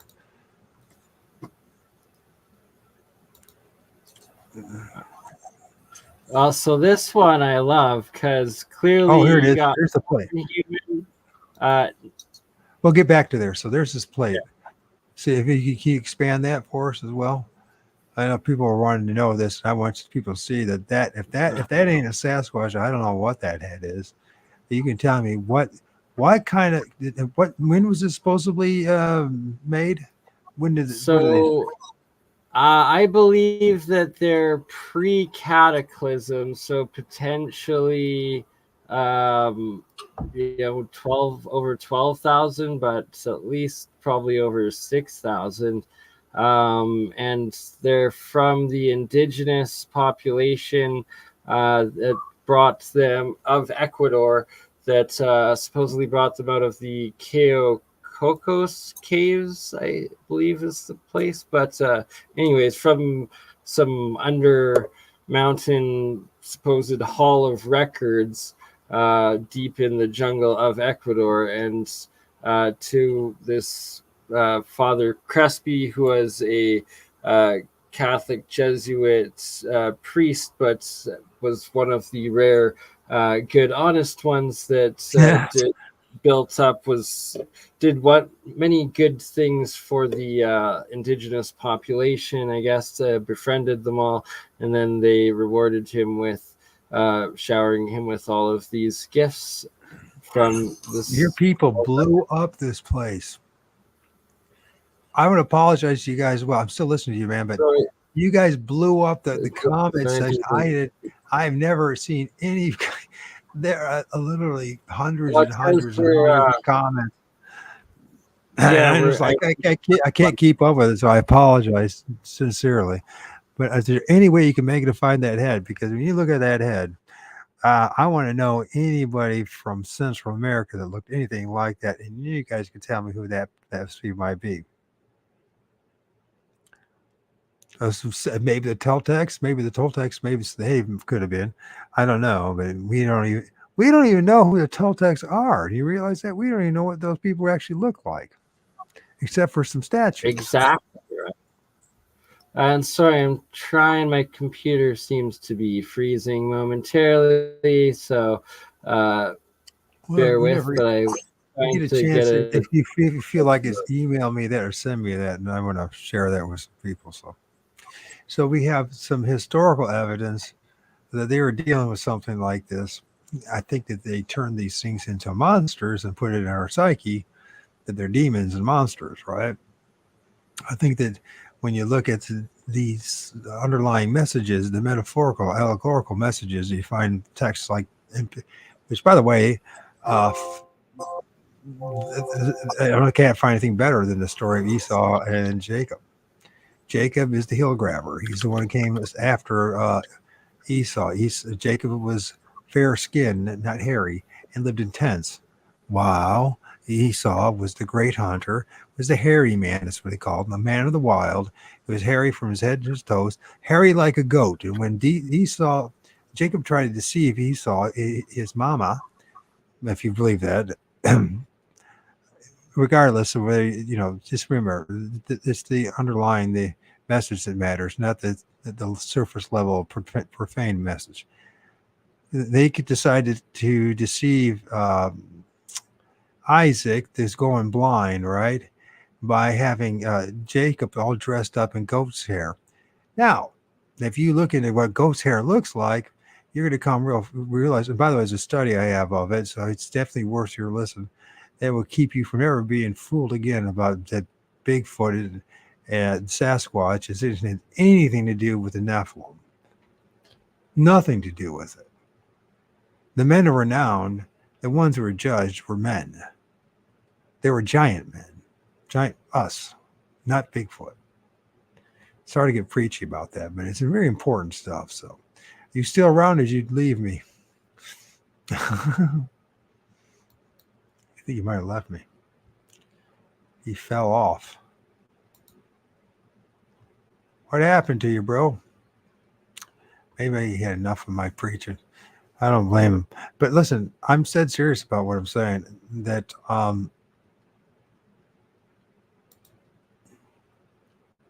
hopefully he comes back because you dropped off. There he is. Sorry, hit the wrong button there. That's okay, man. So right now you got Neanderthal and the Denisovan compared to modern man, and clearly they're showing that what they've genetically mapped as Neanderthal is an elongated skulled humanoid, and what they've genetically mapped and dictated as Denisovan is a giant, because it's literally 3 times the size of a modern human. And that clearly giants and elongated aliens in those days, and that they also make up a small percentage of our own human genome, according to the modern CRISPR genetic. I thought I heard you once bring up the notion that maybe Neanderthal man is actually Sasquatch. The possibility they could be the same. I believe I think they were. Potential. Yeah, right. That well, there could be the missing link, and that it seems that something came in and like we're a mix of both a bit, or like of something else and them, and maybe there's a possibility that we're hybrids, that we're the hybrids, that we were bred out. They took whoever they were, whoever playing God with us. There's all sorts of stories out there, so you take your pick, but they're just stories until we know for sure. But one thing is certain, we just look at ourselves. And yeah, I know a couple. There's people out there say they don't need clothing and stuff like that. And I think there's actually in the last show you posted, the one guy's talking about, I can't think of his name right now. He walks around naked all the time, which is cool. That's great. I just want to do it. But, for the most part, we can't do that. We cannot do that.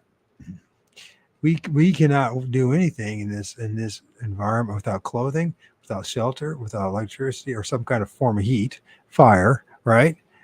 We are plain skin, and we stick out like a sore thumb. We're the only thing that's on this realm of existence, this world, this planet, that has to have the things that we have: the clothing, the shelter. We don't fit in. I don't know how anybody cannot see we're not the hybrids. We're the aliens. Essential like virus or mutation of the norm of the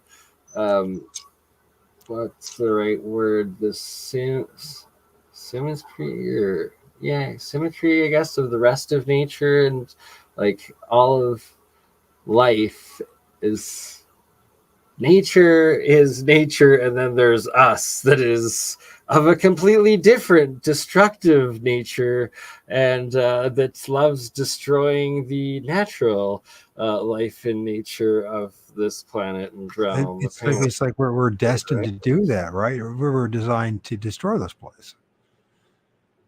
I hate to say that. I mean, let's think about this for a little bit, right? Because people say they're being real negative. I'm not trying to be negative here. We do everything that's half-assed backwards. Talk about, okay, survival of the fittest, and for survival, right? For thriving, we do everything half-assed backwards. And we say that it's because of man's greed and it's because of money and all that. And I'm saying, that's just a tool. We were always that way. We've always been that way. As far as recorded history goes, we are well, you call it a virus, and that's a great way of describing it. But I don't know what else to say, man. I mean, tell me. I mean, everyone knows that war is stupid, but we still do it. Everyone knows that the systems we have are not practical and non-functional as far as preservation. We still, everything's wrong. Everything's different. And he's like, I would do a better job. Would you do a better job if we're all designed this way? And if we're put in the same position, yeah, we would try, wouldn't we? But the thing is, the good guys, we know what happens, and we got lifetime of experience to know what happens. It's the bad guys that get rise to the top. And I'm not trying to be negative here. I'm trying to really think clearly about what the hell's going on, because the big picture is really important. Absolutely. Like Jeremy was documenting this huge the other night on his disclosure stream. I think it was episode 3 or 4, but just like of how the evil bad guys killed the last good president and have installed nothing but death and dictatorship and bullshit ever since, and corruption. And that until you go further in history, you don't have to go very further, and this is reproduced. It's repeated over and over and over again. When you start, a great book to read. Another great book to read is the Rulers of the Press. It was written published in 1939, and it talks about our relationship with the press, and in the United States in particular, and mainstream media, and the 19th century. It is nothing but corruption and nothing but wars.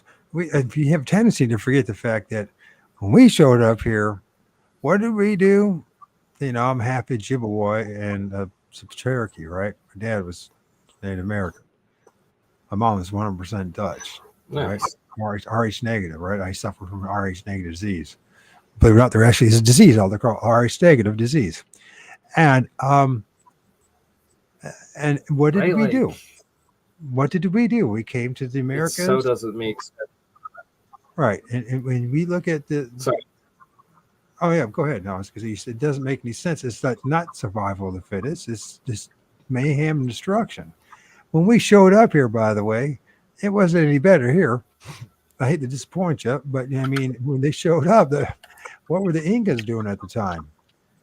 They're supposedly having a massive human sacrifice. But that's what they tell us, though. What's to say, though, that was just a cover-up of the conquerors coming in and just genocide, massacre, slaughtering everybody, and then being like, oh, all those chopped off heads, they were doing it to themselves. We didn't do that. Who knows? Oh, man, it's horrendous. We threw that Western Europe and the nightmare that was. Okay, first of all, you have a black plague, if it really did happen. Let's just say, just play along with it. And 3/4 of the people are wiped out. And so what do the rest of them do? Well, they started, what? The Inquisition. Yeah, anybody that rebelled anything against the Roman Empire, and there's another thing. You want to one of the best ways to conquer a people is what? Poisoning the well, their minds, and a little water, and everything else. So, and then call it something like smallpox or right, absolutely. And And then anybody that's unruly, then what we do, because we're absolute crazies, we'll have torture chambers in all our castles in which we'll torture you and quarter you and do all sorts of horrendous things. And then what we'll do, even though we'll say it's a distant past, we'll keep it in all our castles. And I don't know if anybody you spend any time in Europe, but I did. And I was married to a woman who was half Portuguese and half East Timor. So it's been a lot in Portugal and Spain and France and also in England. And all these castles, they all have their freaking torture chambers and their dungeons. And they glorify it. And they charge people to see it. Now, would that, if you're a rational group of people, would that be the one thing that wouldn't you want to hide that? Right? Yeah, no doubt. Like, and there's something seriously wrong here. So these things that we say Sasquatch, we call them Sasquatch, or whatever was left of them, right? It sounds to me when you look at the story of Jacob and Esau wasn't a bad guy at all. Not a bad guy at all. But it seems like we had a war against these things. Like we were like designed, created, and put here to get rid of anything that was in the way for whatever terraform or whatever the hell they're. What do you think they are up to, anyways? Do you have any ideas? Bernard? What are they up? You got to think like them. You have to. I know that's the thing. It's hard for a guy like you because you're a nice never person. Really put that.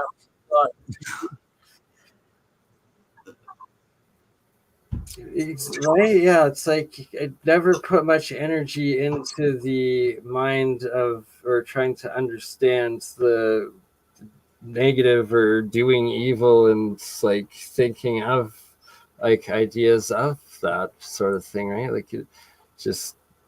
I don't know. Like, just don't really know. Yeah, so I mean, it's something to think about, and I think the big picture. I mean, I'm the big picture type of guy, right? The details then it's never, never would be good at being a scientist, right? But perhaps we need to be an investigator, and so. But anyways, saying that, this might be something for the next time we get together, if we ever get together, is talk about that. What are we doing here, and why are we here, and why are we doing everything that we know is half-assed backwards and not good for us and the prosperity of ourselves, our children, and grandchildren? And it's universal, folks. It's not just United States. Absolutely. That is a perfect discussion for our next stream, and we will definitely be doing one, Mike. And why were we at war with these things called Sasquatch? And why did they make such a big? I mean, think about that image there, that plate, that image there. Literally thousands of Crespi collection right there. Right, and we were talking about the Central and South America. I mean, how many cultures, societies had beards like that? That looked like. Right. I mean, what African culture looks like that? I mean, it's got a big nose like a Sasquatch. It's got big lips, much bigger lips than any anybody who has African descent. And in any way being disrespectful, we all have our different characteristics. What is that thing? I mean, it's shocked me since the first time I've seen it, and I've been asking the same question, right? Like, glad you brought this one back up because it's literally a golden tablet from the Crespi collection from the Teos Cave in Ecuador of some ancient warrior holding a freaking Sasquatch's head. I like that. You know where Mike Dose just said those. Maybe Bigfoot is a guardian to keep us out of what? What if, what if this place, we know they've been trying to keep us to focus above us and away from this place, right? What if this globe, this ball that we live in is actually hollow inside and there's something else inside? I mean, it's a speculation, it's a guess. Right? It's not original. It's not mine. It's been talking to people thinking and asking this question for hundreds and hundreds of years. But maybe they're right. Maybe they're there, I- and these UFOs are coming out of the freaking waters, out of the ocean, out of the rivers. as well What as what apparently volcanoes. was that? Yeah, Also, volcanoes. Absolutely. So what are we dealing with? And I think it's an important issue, and it's much more than woo woo or cryptid or this, that, or the other kind of like monsters. Just they want us to focus on the scary stuff. They want us to be entertained for a reason. It's not just to keep pacify us like little children. They're hiding something. They're right. clearly hiding something that's bigger than Sasquatch or UFOs. I'm sorry, but we'll have to talk about it another time when I'll put my ducks in a row and talk about that. But I hear that in your voice too, that there's something else going on. I don't know if we're on the same page or not, but it doesn't really matter. One thing is that if we do recognize there's something wrong, right? There's something I wrong with this suspect, place. yeah, I fully agree, right? Like I suspect, and they're definitely hiding something major. I believe that whatever the poles are, Antarctica, supposedly, whatever is there, probably contains the answers of our true history, origins, and what's actually going on in this realm and outside of it. Right, or inside of it. Yeah, Maybe. it's like they made up this whole story about Dante's Inferno and hell, and we know that it's a story. It's not. There's something to verify it. Yet they have these allegorical, metaphorical stories over and people going to the underworld. Whether it's the Egyptians, the Hebrews, it doesn't matter. Every culture seems to have something about the underworld. Tibetans, The ant people from the underworld. yeah. So, and you talked about 40 miles of caves in that mountain, and it's supposed to be about mining for gold there. And what if they found something else as well? Exactly. I don't know. I mean, we got what do they call that? That radar that penetrates deep into the earth. I think LiDAR. it's not Ground, LiDAR.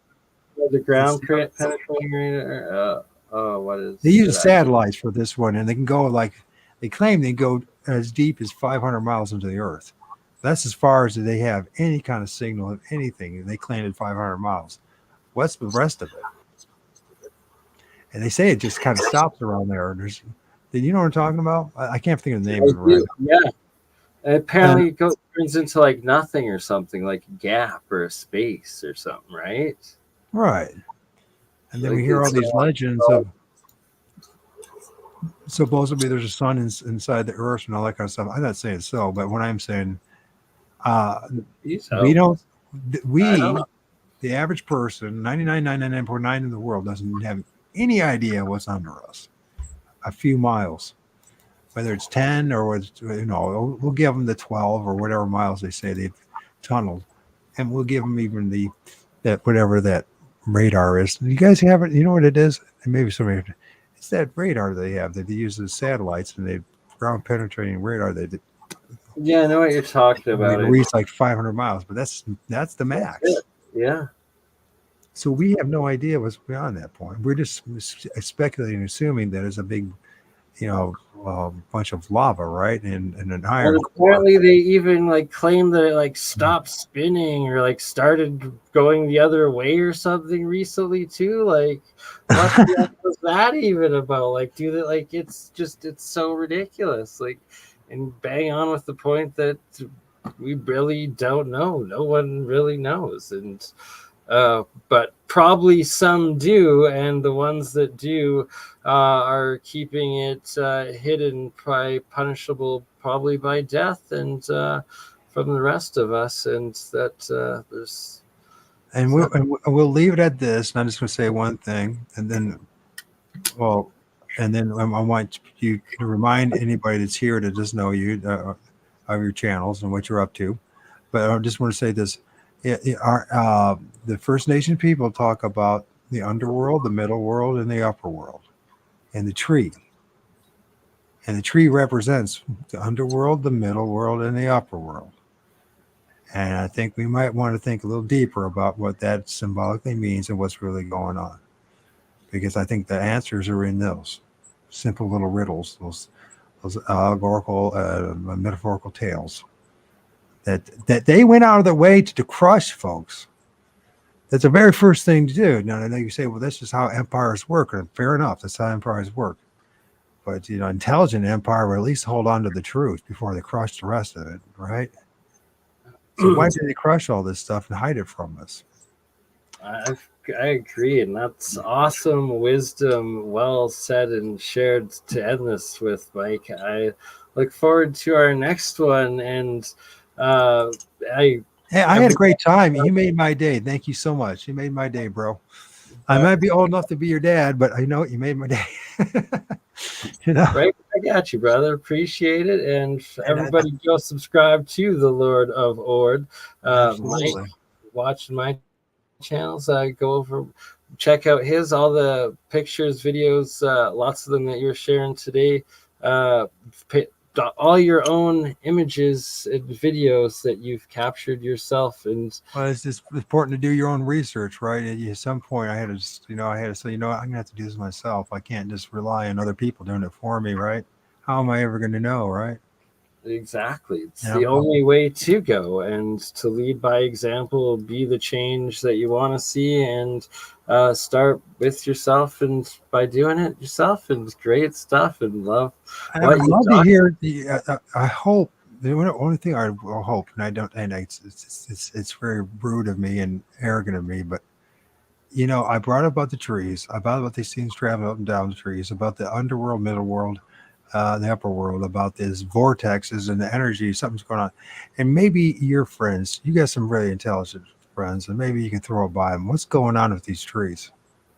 I'm good, right? Because I'm going to try to bring that up with the Hutchinson specifically, because I know that they've actually done a lot of experiments using trees as antennas and broadcasting frequencies into them for that sort of specific reasons, as you've been mentioning. So, I will do that, and we will discuss it on the next one. And then we're definitely going to have to do this again, because great work, great minds, and gotta do it. Keep doing it, man. So, awesome. Before we go, so we got what are you doing next? What's coming up?